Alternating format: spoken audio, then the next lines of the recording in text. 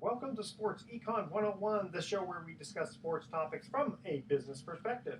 I'm your host, Edward Brown, along with my co-host, well-known radio sports personality Bruce McGowan, and Vern Glenn of CBS affiliate KPIX-TV in San Francisco. Today's show is going to be pretty special because we're hoping to have Jon Miller, the famed baseball announcer, on the show. And make sure that you stay tuned because at each commercial break, we're going to be asking sports trivia questions where we're giving away vacations to the first 3 emails with the correct answer. The vacations are not sponsored by the radio station, but by Lighthouse Resort and Marina. The vacations are free. Their only request, a $75 cleaning fee to cover housekeeping expenses. Such a deal. Their website is lighthouse4fun.com. You can listen to Sports Econ 101 on iHeartRadio, TuneIn Radio, Sports Byline USA, and CRN. And today's trivia theme is going to be sumo wrestling. We'll see how much you know about that. We're also going to be trying to cover these various topics. Lance Armstrong having to give his bonuses back. Jose Fernandez, Marlins pitcher, throws 103 miles per hour. Do the refs give preferential treatment to certain basketball coaches? And did I hear correctly about the A's new spring training facility costing $20 million? We'll talk a little bit about that. There was an article in Sports Illustrated about baseball players not knowing the fundamentals. And baseball in Australia. Dodgers and Diamondbacks opening day there. Talk about that. And the NFL has a pretty good idea, I think, to move the extra point back to the 25-yard line, making it for a 42-yard kick. And we'll talk about the percentages of the success rate of that. And LeBron puts up 61 points against the Bobcats. Of course, they're not too good this year, so Carmelo Anthony had also done that earlier, actually came up with 62 points. If you have any questions, you can email Edward at SportsEcon101. We'll try to answer it on the air. This segment of Sports Econ 101 is sponsored by Pacific Private Money, providing mortgage investments that are currently yielding 8%, secured by real estate. Doesn't get any more conservative than that. Check them out at PacificPrivateMoney.com. Don't touch that dials. You're listening to Sports Econ 101. We'll be right back. Japanese is the best, though. Oh, yeah. Be careful if you need help. Okay, here we go. Welcome back to Sports Econ 101. I'm Edward Brown, your host, along with Vern Glenn. Hello, America. And Bruce McGowan. And we've got a Hall of Famer coming up. We That's sure right. do. Okay, we are introducing now a famed baseball announcer who is called Barry Bonds' 756th home run and numerous World Series, including the A's, the Orioles, and the Giants. And, of course, my favorite announcing play, the Ruben Rivera's 3 base running error blunders. On one play, you did 2 Arizona fielders' errors. Welcome, Jon Miller. Hey, guys. The Ruben Rivera thing is something that I suppose I'll always have a feeling of regret about, but I remember a couple of days after the play, I walked into the clubhouse before the game, and one of the guys said to me, well, they released Rivera today. Are you happy? As if it had been me all along who was gunning for him. But I think people may not realize that the play occurred in the bottom of the 9th inning of a tie game. Yeah. The Giants playing Arizona, and Rivera was the possible winning run at first base. And Marquise Grissom hit a ball into the big gap in right center out toward that 421 side. And at the moment it looked like it was about to be caught, it sailed right over the head of the Arizona right fielder and started rolling out to the 421 side, which at that moment you realize, well, the Giants would have won. Rivera, who's a fast runner, will score easily. But then I looked down to see his progress and was kind of horrified to see him. At the moment, it looked like he was running circles around second base. Finally, he's digging for third. By this time, the throw is on its way in. He's going to be out by 10 feet, but the ball miraculously takes a bad hop right into the sternum of the third baseman and rolls over to shortstop. And miraculously, the Giants are still with runners at second and third and nobody out and in great shape. But then Ruben, in part 2 of his sort of curious dash around the bases, got up almost as if feeling that he was not entitled to actually be safe after all those mistakes. And he decided to head home. And the shortstop picked up the loose ball and threw home. And Ruben literally was out by 15 feet or so this time. So it was one of those things where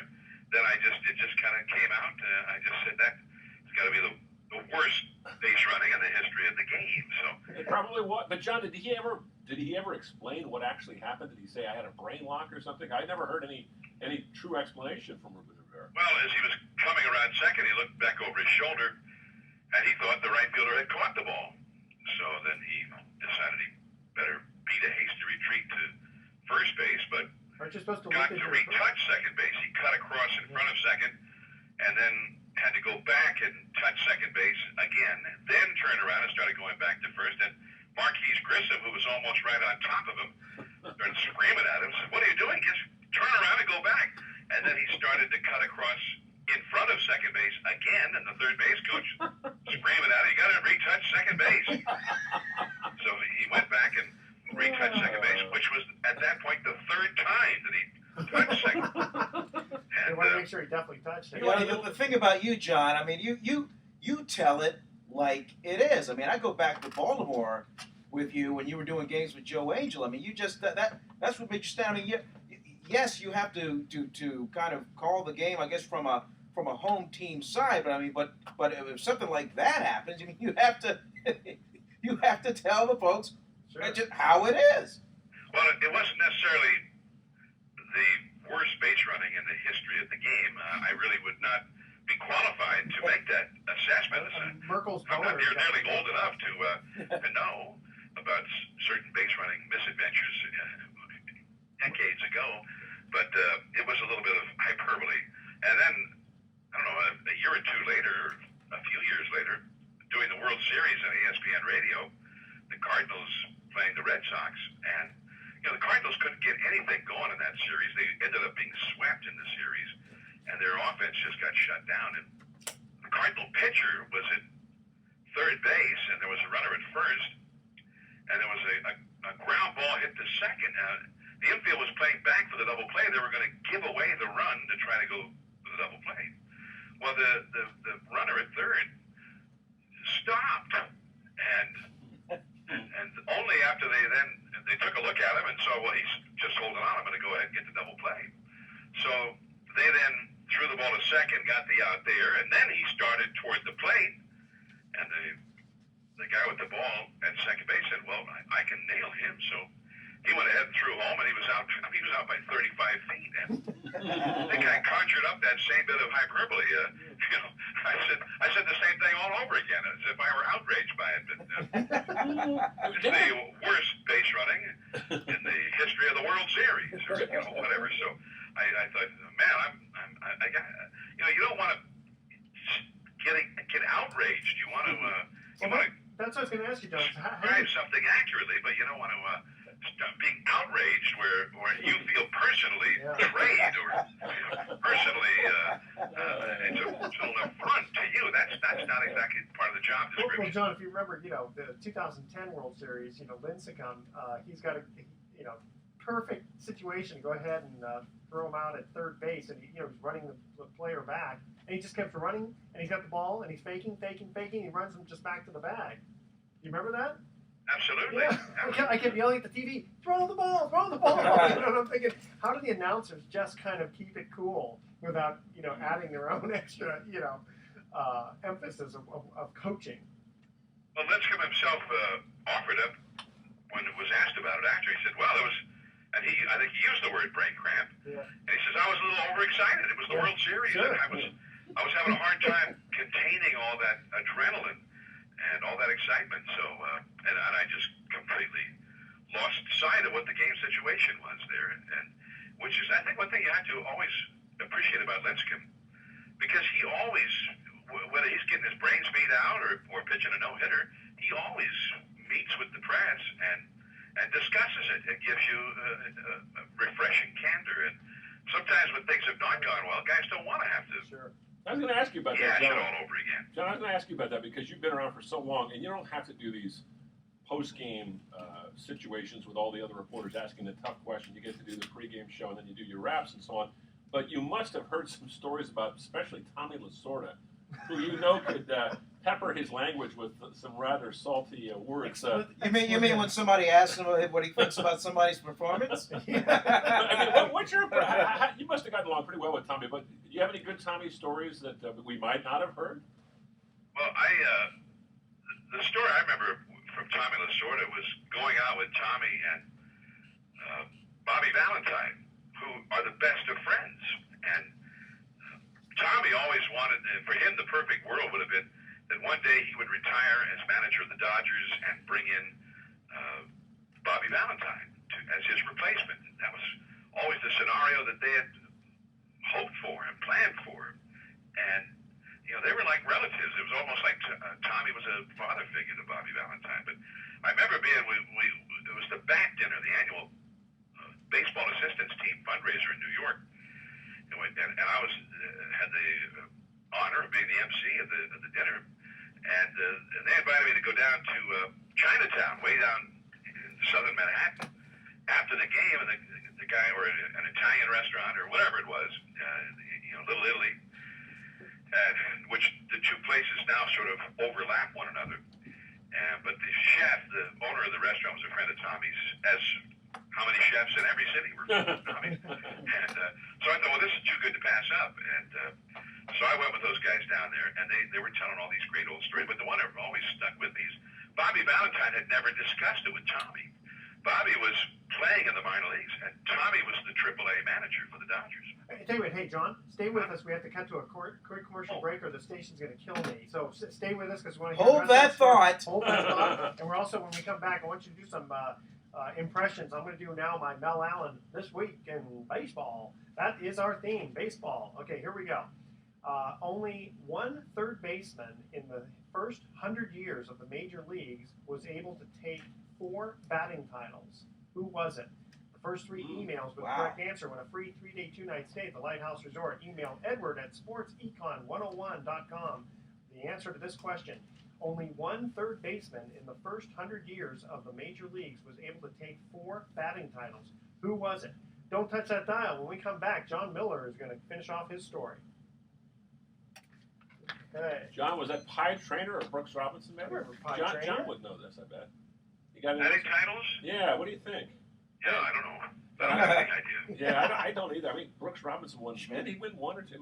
There you go, Mike Schmidt. That'd be my guess. Mike Yeah. Schmidt. There you go. I mean, Not just batting titles. Those guys were not batting titles. Robinson did have a couple of years where he hit over 300, but he wasn't a perennial. But it might have been, one of the Wayner brothers or Mike Trainer. One of those guys could be. I don't know. Okay, hold on. Stay with A stumping trivia question. I always try to stump these Thrown guys out just a little bit. You know, not by nothing, Edward Brown. But you do know this player. You do know? It's not He's someone really contemporary, obscure. Yeah, Okay. and it's not like like you said, it's not Pie Trainer from the 30s. Okay. You know, Not Pie Trainer. All right. even though we've all heard of Pie Trainer. Is it somebody pretty obvious? Actually, I wouldn't say he's obvious. Oh, okay. Okay, all right. Yeah, all but right. you definitely have heard of him. All right. Okay. This ought to be interesting. Okay. Okay. All right, here we go for segment 2, and then John, you finish off your story and get into some impressions. Okay, here we go. Ready? Welcome back to Sports Econ 101. I'm Edward Brown, your host, along with Vern Glenn Riveted.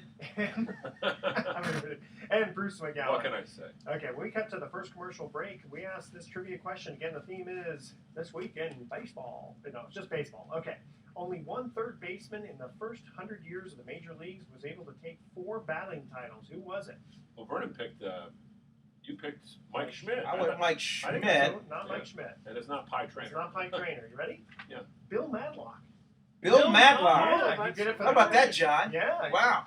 Right? Yeah. He did it for the Cubs in 75 and 76, and the Pirates in 81 and 83. Wow. Not I bad. never would have guessed Bill Madlock. Okay. Wow. We are on the phone here because he's at sports. He's at spring training where I was yesterday. In the Valley of the Sun. Yeah, the weather was great. By the way, did you know Bill Madlock played second base for the Giants? Yes, Yeah, that's what I was yeah. thinking. You guys would remember him, yeah. of course. Yeah. And so, John, would you finish off your story about His Tommy night Lasorda? with Tommy Lasorda and Bobby Valentine. It was, and we were telling they were having all the old stories, and I was eagerly tuned in and trying to get as many anecdotes as I could. But Tommy was, I think, the best thing about Tommy, the reason he's in the Hall of Fame, he not only won a lot of games and had a lot of success, World Series and all that, but players wanted to play for him. Tommy was a great motivator. And Bobby Valentine remembered a story when Tommy was managing in AAA, and he said, now, we had a guy on that team who was hitting .299 in the final game of the year, and I saw you go over during batting practice and have a little chit-chat with the manager of the other team.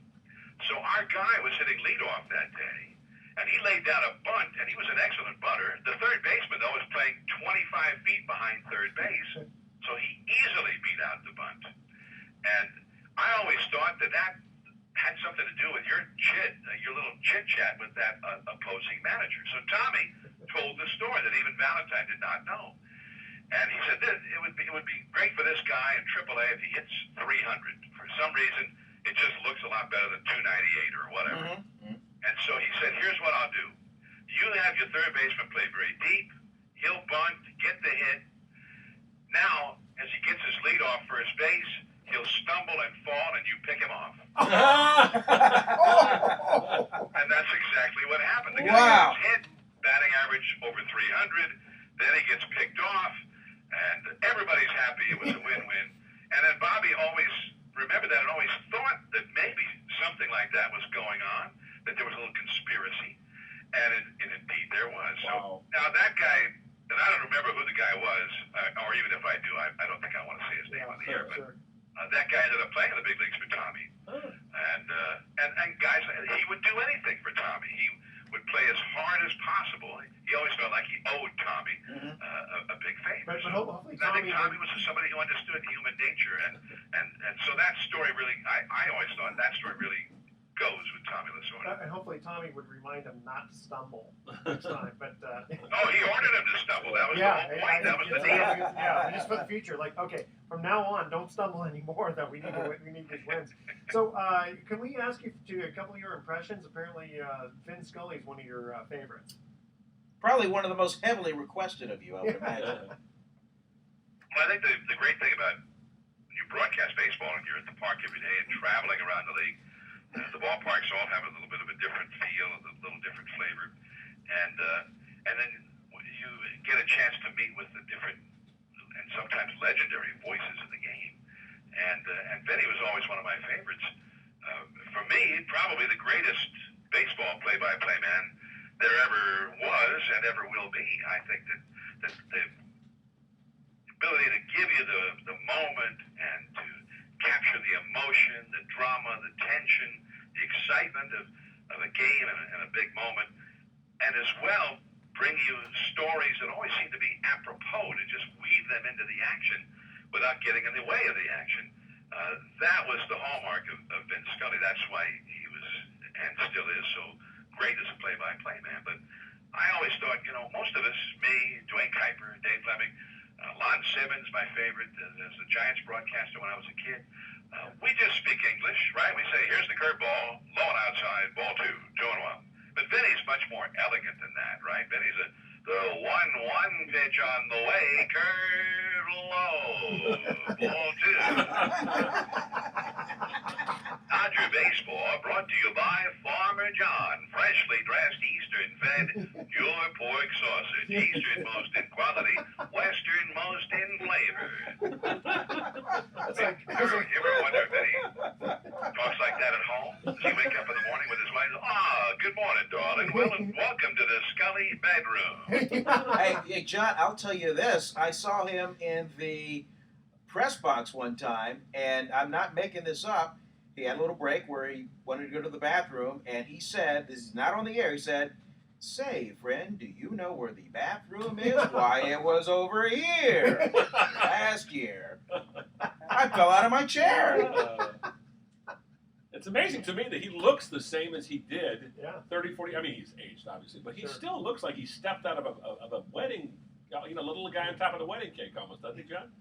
Well, last year, Vinny was asked to be the Grand Marshal of the Rose Parade. And he really was so honored by that. And I remember thinking that was just so, it was kind of sweet to see his reaction to it, that he was just so honored and so shocked by it when you know who he is and how popular he is and how long he's been there and how beloved he is, and for all those many years in Southern California by all baseball fans.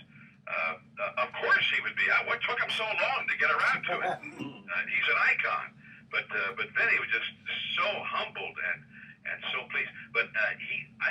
took off some weight. He was looking better than I'd seen him look in years last season, and just looked great, sounded great. I think he sounded the best he'd sounded in years.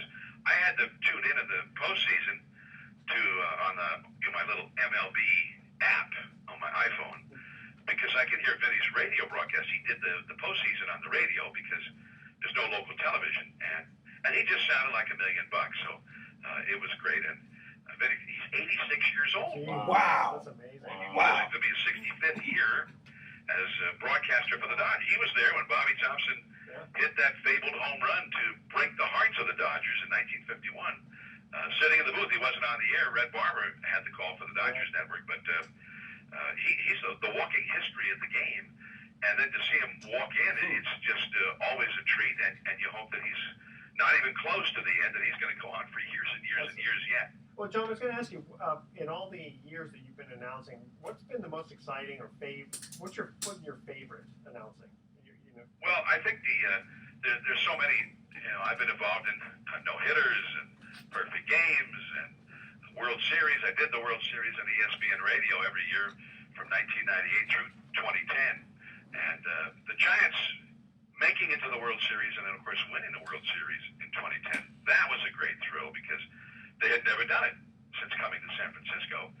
But I would have to say that in 2012, when they did it again, starting with the day in mid-August when it was learned that Melky Cabrera, who he'd really been their best hitter all year, at times he carried the ball club, was hitting close to 350, and then all of a sudden he's suspended, he's going to miss the rest of the season.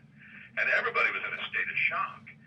And incredibly enough, and I give Bochy credit as a motivator, but also the players on that particular ball club credit, because they rallied around each other. And if anything, they played better and played harder without Melky. Their record was better for the rest of that season after he was gone. And this wasn't a trade.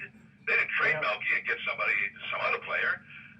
It's just their best hitter just walked away, and he was suspended. He was gone. They lost their best hitter in the stretch run, and they played better. And then the postseason may never be repeated, where they're down 2 games to none at a best of 5 and have to win 3 straight road games. Can't be done, and yet somehow they did. And in Game 3, a must-win, they had 1 hit for the day going into the 10th inning. How did they get to the 10th inning with only 1 hit? But they ended up winning that ball game, and they ran the table against the Reds, and then they were down to the same disastrous backs-to-the-wall scenario against the Cardinals, who had just been to the World Series the year before and won the World Series. They'd all been there before. And it's Barry Zito on the mound in St. Louis for the Giants. Nobody gave the Giants a chance.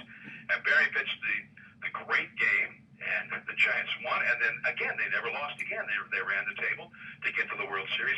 And then still heavily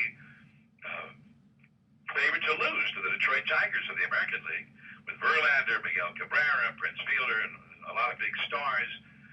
And then the Giants beat the Tigers 4 in a row as if... like, enough of this. We don't want any more excitement. Let's just get it done. It was like, where was that team? All the drama was over. They just thoroughly trounced the Tigers. It wasn't even close. Yeah, so in some respects, that 2012 team is more remarkable, isn't it, John, than 2010? Because 2010 was the first, nobody expected it, but the way 2012, as you mentioned, came off the deck was, I don't know if it's unprecedented, but I can't remember a team ever doing that in 2 series back-to-back. No, nobody's ever done that quite the way they did it, and I think that's what makes that special. It was an entire, I wouldn't say that it's maybe more memorable or better than the 2010 year, because each of those years were special and had great stories attached to them. 2010, it was the band of misfits that somehow, the whole seemed to be greater than the sum of its parts. And 2012, they had obstacles and seemingly insurmountable challenges, and they still were able to rise up, and they were better. The bigger the challenge, the greater the obstacle, the better they seemed to play. So each one was a great story, but in some ways, I think for 2012, the drama of it seemed to be even more remarkable than in 2010. Okay. John, stay with us for just 2 seconds because we're going to go to our second commercial break here. Okay, here's the theme, and again, it's baseball. Who wore the uniforms of all 4 New York Major League teams? You got to kind of think about this. The first 3 emails with the correct answer win a free 3-day 2-night stay at the Lighthouse Resort. Email edward@sportsecon101.com. The answer to this question: who wore uniforms of all 4 New York Major League teams? All right? Don't touch that dial. Sports Econ 101 will be right back. I know John knows that one, right, John? Casey Stengel. That's Stengel. right. Yeah. Very good. Oh, yeah. I got to give you one sort of somewhat easy one. Very Yeah, good. great story about Casey Stengel, John. You remember the home run, I guess the inside the park home run he hit for the Giants against the Yankees? Oh, yeah. They lost that series, but it was supposedly such a great run that I think it was Damon Runyon or one of those memorable, iconic writers made such. I guess his lead was, it was almost poetic the way he was describing Casey Stengel dragging his aging carcass around the base. You ever hear that story? It's really interesting. Well, what was the one where he made it around the bases and then he slid across the plate, jumped up, and took off his hat? Oh, that's right. Bird flew out. And the bird flew out. Yeah.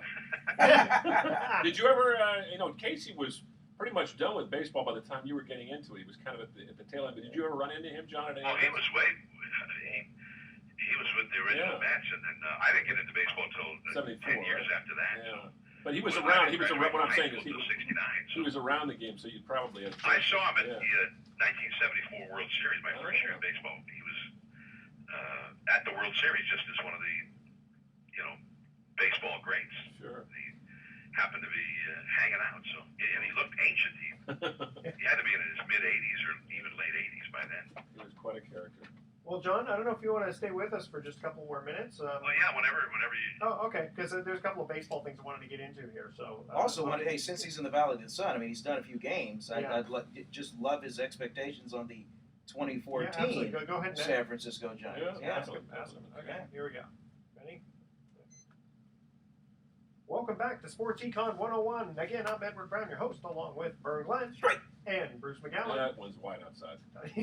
And we also have Jon Miller on the phone here, famed baseball announcer. And here's our second trivia question: who wore the uniforms of all 4 New York Major League teams? John, you know the John? answer.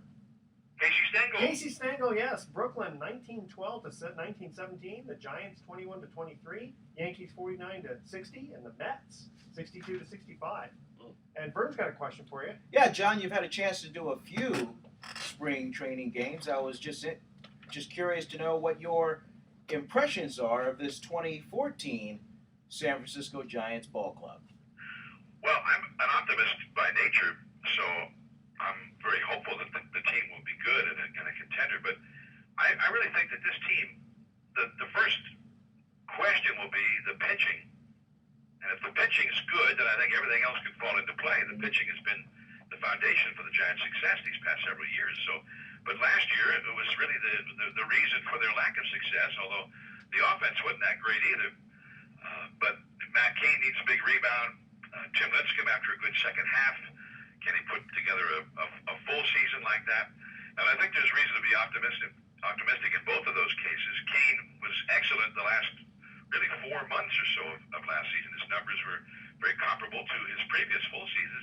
But the first few weeks last year, he was getting destroyed. He was leaving pitches right down the heart of the plate over and over and over again, and gave up a stunning number of home runs. He seemed to correct whatever problems he was having, and that was no longer such a big issue. For the season, he gave up more home runs than he'd ever given up before. So I think there's good reason to believe that Cain can rebound. Lincecum had that second half. He also changed his preparation for games, and then in the off season, for the first time, he put a mound he rented out space in a warehouse, put a mound in there, and did some throwing off a mound before he came to spring training. He'd never done that before, and he made his first start of the spring down here this week, and he came out in the first inning, was throwing strikes, and then he had a few problems with his control in the second inning once he had to go into the stretch, and that's something he wants to work on.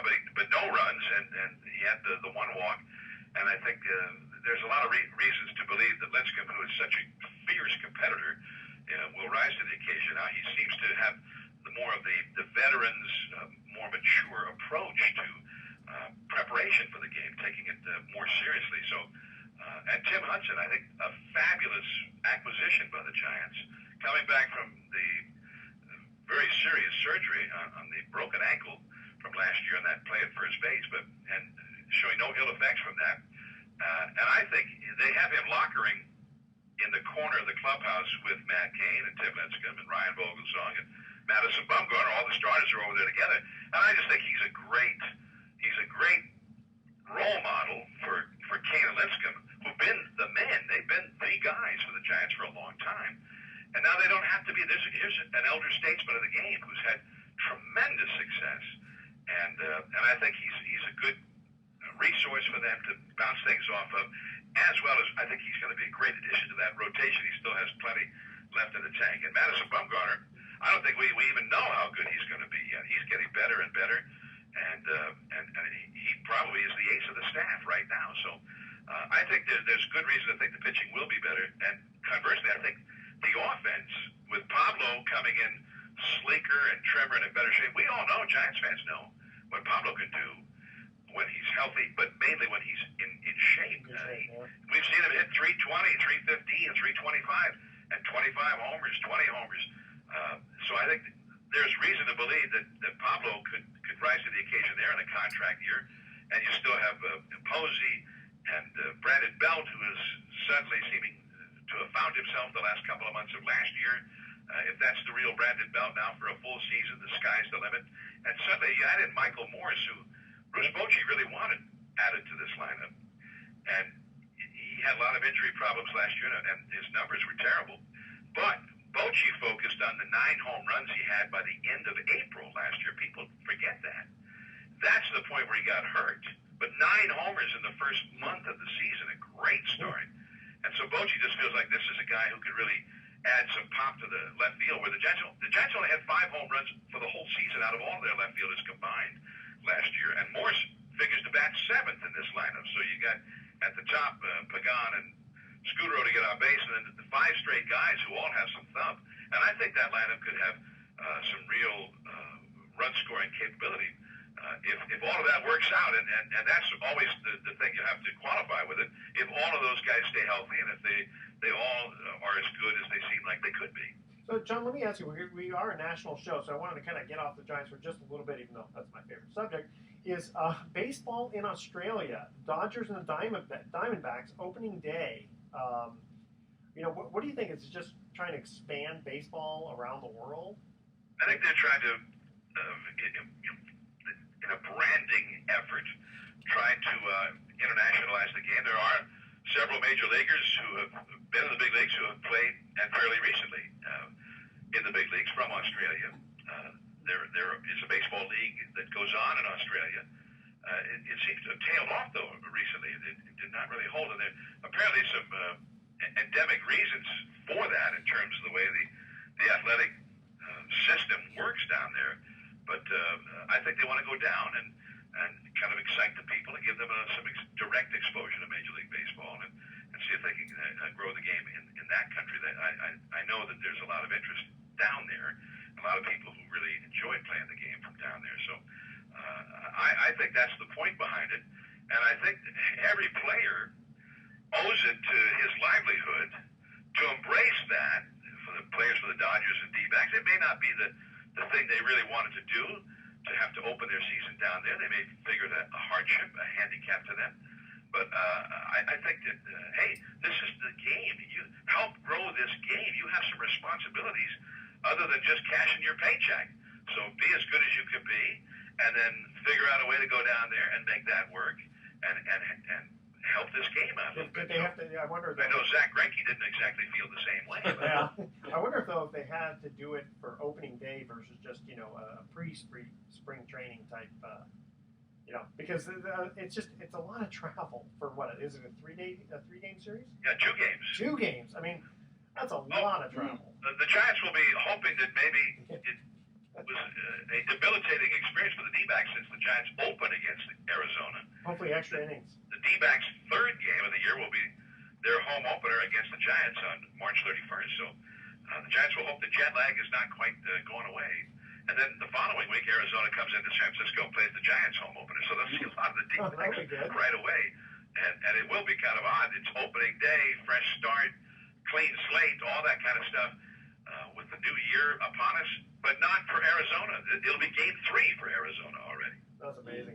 And did I hear correctly? The A's new spring training facility costs $20 million, or I kind of heard that rumor. Well, the A's are still in Phoenix Muni this year, where they have been for many years. The ballpark that really was built as a springtime home for the Giants way back when, and the oldest ballpark still in use although it's been remodeled and redone and all that kind of stuff over the years. But next year they're going to move into Ho-Ho-Camp Park in Mesa, which had for many years been the springtime home of the Cubs. The Cubs got a beautiful new ballpark, Cubs Park, and they've already rewritten the Cactus League record books for attendance figures. They have nearly 15,000 seats there. So they've moved over there, and now they're spending, as I understand it, about $20 million rehabbing and redoing Ho-Ho-Camp Park for the arrival of the A's next spring. But the funny thing is, the Oakland Coliseum is really where they need to do some revamping. Of course, $20 million was just a drop in the bucket. That probably wouldn't do anything with it. Well, it would fix their plumbing. Yeah, exactly. And I think the city of Mesa and the state sports authority that helps out with these spring training venues, because I think they think it's good for all of them and all the businesses in the valley to have all these teams here for the spring. It brings a lot of people in from out of town, and tourism dollars, that sort of thing. So they have a budget to help these municipalities build ballparks, or in this case, rehab an existing ballpark. And I don't think the A's are involved in any of that. So the Coliseum has, I don't know what you could do for the Coliseum. You'd have to start with trying to remove that big, the Mount Davis thing out in center field. I just ran across some pictures that Jerry Royce, a longtime Major League pitcher who just loved the game, he had a great passion for the game, and he took all these photographs of all these ballparks, and he's got a place, I don't know if it's jerryroyce.com or whatever, a blog, with all these photos, and some of them are just spectacular. I think you could probably Google it and check them out, but I was looking through these just the other day, and he has all these views because he had such great access way before game time in all these different parks that he went in. And it's his lost ballparks, parks that are no longer used in the game, except for the Coliseum, still used, but a much different look. And he's got the shots with the old bleachers out in center field and the ice plant up above beneath the scoreboards, and then the view of the Oakland Hills off in the distance, where you used to be able to see the reflection of the sunset, and the hills would get that sort of that reddish golden hue and whatnot. That was a much different kind of a park than it became after they put that monstrosity out there in center field.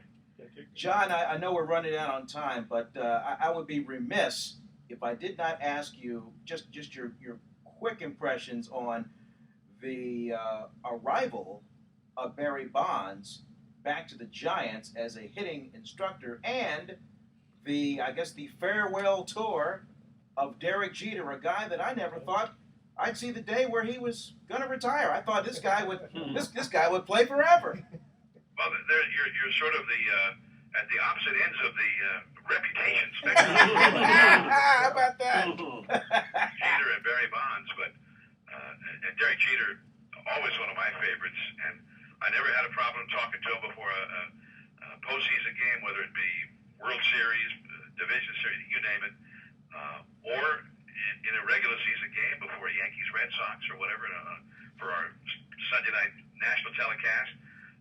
Always accessible, and he would not give you a whole lot in terms of anything controversial. That was not his nature, but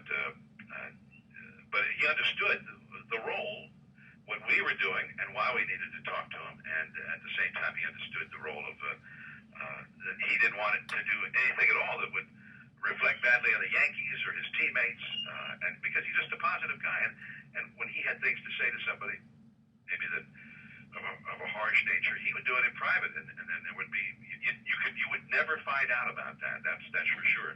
So always prepared, always hardworking, and he loves the game. He's always just had a passion for it. So. John, I'd love to have you on again. Unfortunately, we're going to have to cut to our third and final. These things go fast. Our third and final. Time flies when you're having fun. It is. When John is telling those stories, it does. That's right. I know. In fact, next week we're going to have Vita Blue on, so we're going to have to ask him about John.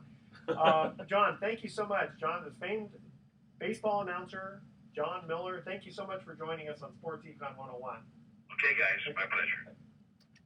I was going to say you can close it out with John doing his Johnny Ramsey impression. Oh, man. That would be great. But a lot of people don't know who John Ramsey is. The PA voice of the Dodgers.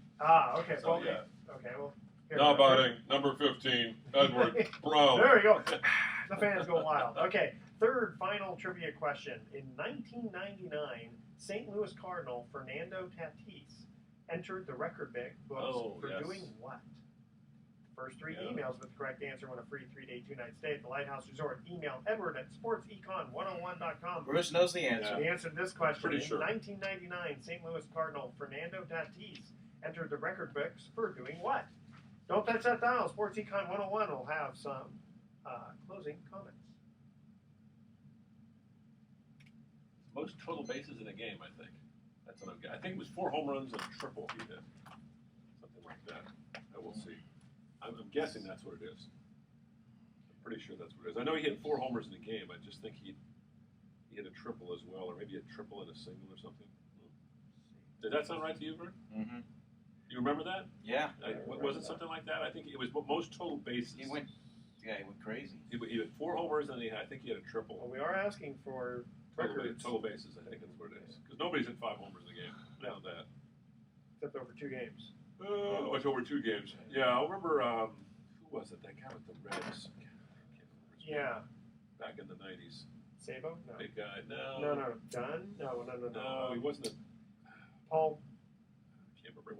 It wasn't Eric Davis. It wasn't one of the big stars. It was somebody who had a couple of good years and then sort of faded. Oh, yeah. Like a Glenn Allen Hill, you know. Mm-hmm. I like Glenn Allen. Oh, I liked him too. Space Ghost. He was so fun. Did you get to know Glenn Allen Hill when he was here? Not well. I mean, I was interviewed him. He wouldn't. Again, I mean, he wouldn't give you much. Kind of Yeah. dry. Yeah. He was. You'd have to get him. You get him away from the mic, though. God, he would tell stories, and he was a I think he's character. from Monterey, is he not? Yeah, no, he actually grew up in Santa Cruz. Mm. Wow. And he actually surfed. He goes, yeah, can you imagine it? He says, me out there surfing? I said, well, you know, because he's a big guy and he's got a bald head, you know, kind of scary looking. But he likes to surf. I think he's coaching somewhere now, isn't he? Wouldn't surprise me.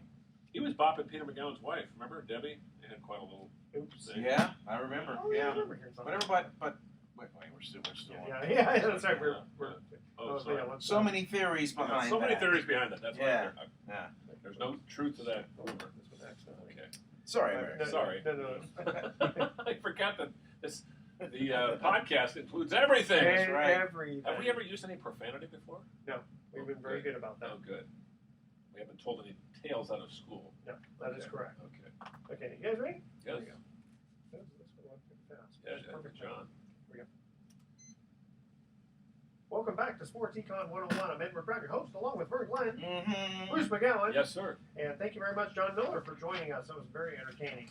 Okay, the third commercial break, trivia question. Again, the theme is baseball. In 1999, St. Louis Cardinal Fernando Tatis entered the record books for doing what? I think it was most total bases in one game. I believe he hit 4 homers and a triple, something like that. You know, that probably could be the answer. More It's not. RBIs? More RBIs? No, but again, you're on the right Okay. track, though. Oh. And it's not for base running blunders like Ruben Rivera did. Most extra base hits in a row? Close. Okay, hitting 2 grand slams in 1 inning. Oh, that's Wow. right. Against the That's what he Dodgers. did. That's right. Yeah. Okay, I should have remembered that Well, one. that was, I mean, they probably, I've heard of it being done in one game in 1 inning. That's right. 1 inning. That was, that was the record books on that. yeah, boy. All right, so here's our thoughts for the day. Jim Valvano said, I asked a ref if he could give me a technical foul for thinking bad things about him. He said, of course not. I said, well, I think you stink. And he gave me a technical foul. You can't trust him. And Henry Blaha, which I'm not sure who he is, but he said, rugby is a beastly game played by gentlemen. Soccer is a gentleman's game played by beasts. Football is a beastly game played by beasts. Yeah. No wonder football is so popular. That's very true. Is that true? Yeah. Okay. Oh, Now, yeah. next week, we're going to have Vida Blue on. Oh. Baseball. Is there pitcher. any more of a glass half full guy Oh, than man. Vida Blue? Number 14, Man. the Blue Blazer. The Blue Blazer. Yeah. Man, he, Cy Young winner in the American of the League Year. and National League. Yeah. Is that right? Yes. He's got Yeah. a few records. He was the first pitcher to pitch, first opening day, and then the playoffs and the All-Star game. He's got all kinds of fun little records. Remember, he got married at Candlestick Park. I do remember Oh, that. Yeah, remember that? sweet. Yeah. Tune in next week to Sports Econ 101, where we're going to be discussing sports topics from a business perspective and giving away more free vacations for answering sports trivia questions. And Vita Blue will be our guest. Thanks for listening. On behalf of our team, I'm your host, Edward Brown. We'll see you next week. Goodbye, America. So long.